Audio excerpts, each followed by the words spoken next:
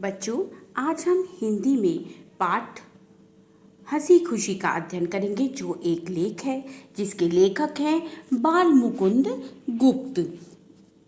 इसमें बाल मुकुंद गुप्त जी इस लेख में हंसी और खुशी यानी हंसी के महत्व को बताते हैं कि जीवन में हंसना कितना आवश्यक है। जो व्यक्ति स्वयं भी हंसता है तथा अपने आसपास के लोगों को भी हंसाता है, अर्थात अपने मित्रों को भी हंसाता है, वह एक औषधि के समान होता है जो उन मनुष्यों की आयु को दीर्घ करते हैं, अर्थात उनकी आयु को बढ़ाते हैं। हंसने से हमारे को शारीरिक रूप से तो हम तंदुरुस्त होते ही हैं, लेकिन मानसिक रूप से भी हम ताकतवर होते हैं। यानी हमारी जो सोचने समझने की शक्ति है वह भी बढ़ती है। किसी ने बहुत खूब कहा है, जिंदगी जिंदा दिली का नाम है, मुर्दा दिल क्या खाक जिया करते हैं। आइए बाल मुकुंद जी के जीवन के बारे में कुछ जानकारी हम लेते हैं। बाल मुकुंद जी का जन्म 14 नवंबर 1865 ईस्वी में हरियाणा के रेवाड़ी जिले की गुड़ियानी गांव में हुआ था। इनके पिता का नाम लाला पूरणमल था। ठीक, बाल मुकुंद जी को भारतीय हिंदू युग का प्रमुख साहित्यकार माना जाता है। कहा जाता है कि भारतीय हिंदू युग और द्विवेदी युग को जोड़ने का काम किसने किया? बाल मुकुंद जी की रचनाओं ने किया। इन्होंने देश प्रेम की भावना और अंग्रेजों के शोषण एवं दमनकारी नीतियों की पोल खोलने के लिए इन्होंने साहित्यिक रचना लिखना आरंभ किया था। ये निबंध, कविताएं आदि लिखते थे। इन्होंने रचनाओं के अलावा भी संपादन का कार्य भी किया, यानी कई अखबारों का संपादन भी किया, जिसमें अखबारी चुनार, कोहिनूर दोनों उर्दू के अखबार थे। भरत प्रताप उर्दू मासिक का संपादन भी इन्होंने किया। इनकी रचनाओं के बारे में जानते हैं। शिव शंभू के चिट्ठे, उर्दू बीबी के नाम चिट्ठी, हरिदास, खिलौना, खेल तमाशा। आइए इनके पुरस्कार के बारे में जानते हैं कि इन्होंने कौन कौन से पुरस्कार प्राप्त किए। सुर सम्मान, बाबू बाल मुकुंद पुरस्कार, हरियाणा गौरव सम्मान से इन्हें सम्मानित किया गया। और इनकी मृत्यु बहुत ही अल्प आयु में हो गई। 42 वर्ष की आयु में इनकी मृत्यु हो गई। 18 सितंबर 1907 में इनका निधन हो गया। आइए अब हम कहानी का अध्ययन करते हैं। हंसी भीतरी आनंद का बाहरी चिन्ह है, अर्थात हंसी जो है आपके आनंद को प्रदर्शित करने का, आपकी खुशी को दिखाने का एक मात्र चिन्ह है। कि आप हंस रहे हैं तो इसका मतलब आपका मन खुश है। जीवन की सबसे प्यारी और उत्तम से उत्तम क्रिया है। एक बार हंस लेना तथा शरीर को अच्छा रखने की अच्छी से अच्छी दवा एक बार खिलखिला उठना है। यानी अगर आप स्वस्थ रहना चाहते हैं, आप खुश हैं, तो कोई भी व्यक्ति आपकी हंसी देखकर समझ सकता है कि आप प्रसन्न हैं। पुराने लोग कह गए हैं कि हंसो और हंसाओ। हंसी कितने ही कला कौशलों से भरी है। जितना ही अधिक आनंद से हंसोगे उतनी ही आयु बढ़ेगी। यानी आप जितना इंजॉय करके हंसोगे, जितना मन से खुश होगे, उतना ही आपके जीवन की आयु बढ़ेगी। एक यूनानी विद्वान ने कहा है कि सदा अपने कर्मों पर खींचने वाला हेराक्लिटस बहुत कम जिया। यानी खींचने वाला मतलब पछताने वाला, कि मैंने ये काम कर दिया, वो काम कर दिया, वो इसके लिए सदैव पछताता रहा, अपने को कोसता रहा, तो वो अपना उसके जो वो है अधिक समय तक जीवित नहीं रहा। पर प्रसन्न मन डेमोक्रेट्स 109 वर्ष तक जिया। क्योंकि दूसरा जो व्यक्ति था डेमोक्रेट्स, वो 109 वर्ष तक जिया। क्यों जिया? क्योंकि वो खुशी से अपना जीवन यापन करता था। हंसी खुशी का नाम जीवन है। अगर आप सदैव प्रसन्न रहेंगे तो जीवन में आने वाली परेशानियां आपके लिए को कुछ बड़ी नहीं लगेंगी। जो रोते हैं उनका जीवन व्यर्थ है। जो सदैव रोते रहते हैं, हम पे ये नहीं है, हम ये नहीं कर सकते, उनका जीवन व्यर्थ है। किसी शायर ने सच ही कहा है, जिंदगी जिंदा दिली का नाम है, मुर्दा दिल क्या खाक जिया करते हैं। यहाँ पर इस लेख में सिर्फ आपको ये समझाने की कोशिश की गई है कि जब आप हंसते हैं, जब आप प्रसन्न होते हैं, तो आप की जो हंसी है वो दूसरे व्यक्ति को इस बात का ज्ञान कराती है कि आप प्रसन्न हैं। और सदैव रोते रहने से आपके जीवन की आयु भी कम होती है। मनुष्य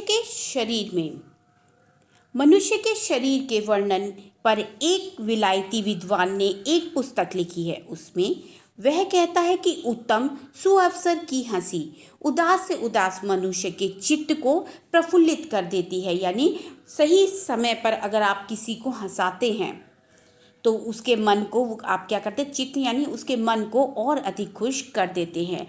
आनंद एक ऐसी प्रबल इंजन है कि उसमें शोक और दुख की दीवारों को ढा सकते हैं। यानी जो आनंद है, जो खुशी है, उसमें आप किसी भी शोक को, किसी भी दुख की बात को भूल सकते हैं। सुयोग्य वैद्य अपने रोगी के कानों में आनंद रूपी मंत्र सुनाता है। एक अंग्रेज डॉक्टर कहता है कि किसी नगर में दवाई से लदे हुए 20 गधे ले जाने से एक हथौड़ा व्यक्ति को ले जाना अधिक लाभकारी है। यदि आप किसी नगर में दवाइयाँ लेकर जा रहे हैं, 20 गधों के ऊपर आपने दवाइयाँ लाद ली और उस नगर में खुशी, मतलब आप व्यक्तियों को सही करने ले जा रहे हैं, उससे आप एक ऐसा व्यक्ति लेके जाएं जो सदैव हंसता है, जिसमें ये क्षमता है जो दूसरे व्यक्ति को हंसा सके, वो अधिक लाभकारी है। यानी दवाइयों की अपेक्षा वो व्यक्ति ज़्यादा लाभदायक सिद्ध होगा जो सदैव दूसरों को हंसाता है। डॉक्टर हर्शफील्ड ने एक पुस्तक में आयु बढ़ाने का उपाय लिखा है। वह लिखते हैं कि हंसी पाचन के लिए बहुत ही उत्तम चीज है। इससे अच्छी औषधि और नहीं है। एक ही नहीं बल्कि सबके लिए हंसी बहुत ही काम की चीज है।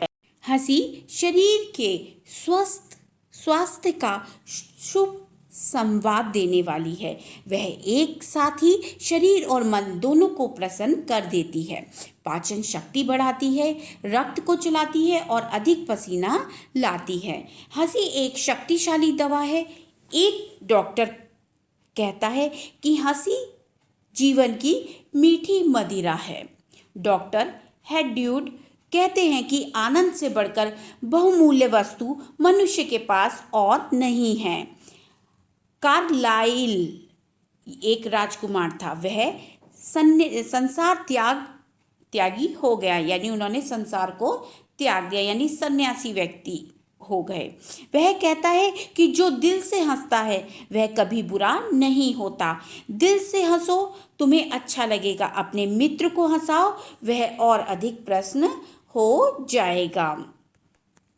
शत्रुओं को हंसाओ, तुमसे कम घृणा करेंगे। एक अनजान को हंसाओ, तुम पर भरोसा करेगा। उदास को हंसाओ, उसका दुख घटेगा। एक निराश को हंसाओ, उसकी आशा बढ़ेगी। पर हमारे जीवन का उद्देश्य केवल हंसी ही नहीं है कि हमारे को कोई काम नहीं, बस हंसाते रहेंगे सबको, ऐसा नहीं है।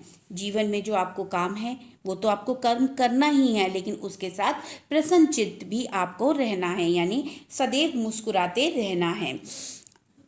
हमको बहुत काम करने हैं, तद्यपि उन कामों में, कष्टों में और चिंताओं में एक सुंदर आंतरिक हंसी बड़ी प्यारी वस्तु भगवान ने दी है। हम अपना कर्म करते रहें, सारे कर्म करें। हम छात्र हैं तो हमारा पढ़ना हमारा कर्म है, अपने माता पिता की सेवा करना हमारा कर्म है। तो हम जब भी जब भी कुछ कार्य करें, लेकिन हमारे अंदर हमारे को मन से खुश होना चाहिए, यानी हमें सदैव प्रसन्न रहना चाहिए।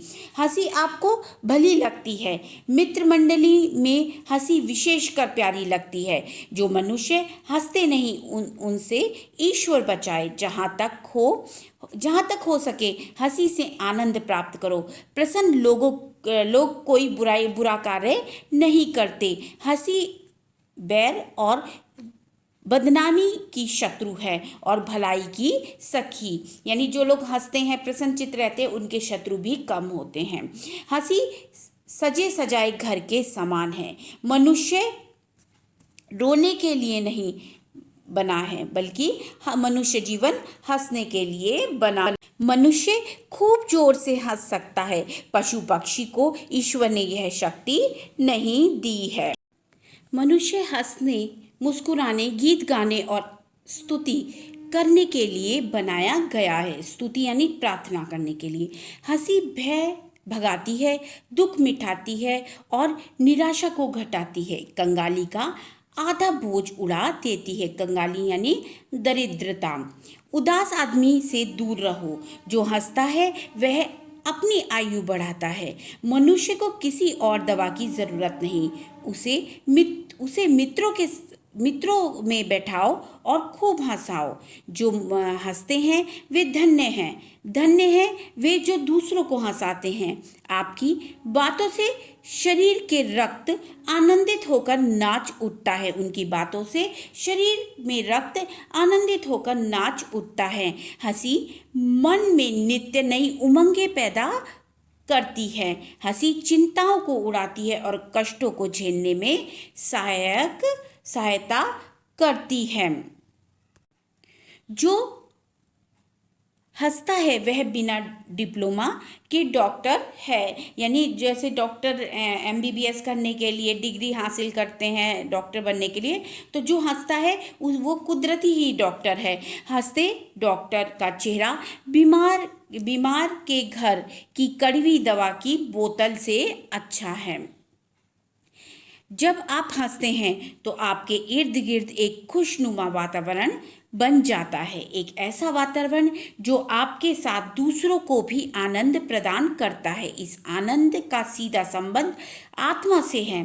हंसी न केवल शारीरिक सुख देती है, अपितु आत्मा को भी प्रफुल्लित करती है, यानी प्रसन्न। प्रफुल्लित माने खुश या प्रसन्न। यदि आपका कोई दिन बिना हंसे गुजर जाए तो समझ लीजिए वह दिन नीरस ही चला गया, मतलब बिना रस के, जिसमें कोई खुशी नहीं थी। लोगों की मूर्खता पर हंसना रोने से भला है। एडिसन कहता है कि बुद्धिमानी से आकर संसार को हंसी जैसे उत्तम वस्तु को खोने नहीं देना चाहिए। कि बुद्धिमानी में आकर संसार की जो सबसे कीमती वस्तु है हंसी, उसको खोना नहीं चाहिए। हंसी से बढ़कर संसार में क्या है। मेलबोर्न के डॉक्टर A.W. कोल ने डॉक्टरी पर एक पुस्तक लिखी है। उसकी भूमिका में ये सब बातें यूरोप के बड़े बड़े विद्वानों के लेखों से छाटी गई हैं। इस विषय में वह एक कहानी लिखते हैं कि एक डॉक्टर अपने मित्रों सहित पहाड़ पर फिरता है। अर्थात कहने का मैं यहाँ पर तात्पर्य है कि वो अपने डॉक्टर जो है, एक कहानी वो बताते हैं कि एक डॉक्टर था जो अपने मित्रों के साथ पहाड़ पर घूमने गया। एक चट्टान पर उसे एक कौवे का घोंसला दिखाई देता है। डॉक्टर अपने मित्रों से कहता है, आओ सब दौड़ें, देखें पहले वहाँ कौन पहुँचता है। एक जो मित्र था वो बहुत तेजी से दौड़ता है और लास्ट में हाफ कर बैठ जाता है। जब सारे मित्र वहाँ पहुँचते हैं तो वो उसकी हालत देखकर सभी लोग जोर जोर से हंसने लगते हैं। अब जब भी इन मित्रों को हंसना होता है तो वह घोंसले की कहानी को फिर से दोहराते हैं, या तो उसको याद करते हैं। जैसे ही सब इकट्ठे होते हैं एक जगह, जितने भी डॉक्टर के मित्र थे सब जब भी इकट्ठे होते हैं तो उस कहानी को याद करते हैं। कई साल पहले उनमें से एक मित्र बीमार हो गया, मरने को था कि उस डॉक्टर को खबर हुई। वह गया, लोगों से कहा, लो तुम्हारा मित्र आया है, आंखें खोलो। जो लोग उसके आसपास खड़े थे, मित्र के परिवार वाले, उन्होंने कहा कि देखो तुम्हारा मित्र आ गया, आंखें खोलो। जो बीमार व्यक्ति था उससे कहा, पर वह कुछ ना बोला। तब डॉक्टर ने जोर जोर से कौवे के घोंसले की कहानी सुनानी शुरू की उसे। कहानी सुनकर बीमार हंसा, यहाँ तक कि वह अच्छा हो गया और स्वस्थ जीवन जी रहा है, और अब तक स्वस्थ जीवन जी रहा है। हंसी उस हंसी को मनुष्य जीवन के साथ लगाए रखे तो लगाए रखने के लिए हमारे पूर्वजों ने होली का त्योहार आरंभ किया है। मतलब इस हंसी को जीवन में बरकरार रखने के लिए हमारे पूर्वजों ने होली का त्योहार आरंभ किया या प्रारंभ किया। होली की कृपा से अब भी हम कुछ हंस लेते हैं। संसार में दुख और उदासी अधिक है। उस दुख और उदासी को दबाकर एक बार मनुष्य को हंसना और प्रसन्न करना ही होली का उद्देश्य है। इसी से जानो कि होली हमारे जीवन की कैसी प्यारी चीज है। वो कहते हैं, बाल मुकुंद गुप्त जी कहते हैं कि होली रंगों का त्योहार है। रंगों के साथ साथ वो खुशियाँ देने, हंसी करने, हंसी मजाक करने का त्योहार है। हंसी को जीवन में बरकरार रखने के लिए ये छोटे छोटे बड़े बड़े त्योहार बनाए गए हैं, जिसे हम आनंद के साथ मनाते हैं। इस कहानी का मूल उद्देश्य सिर्फ इतना है कि आपको यह बताना कि जीवन में हंसी के महत्व को समझना चाहिए, कि हमें जीवन सदैव हंसते हुए व्यतीत करना चाहिए।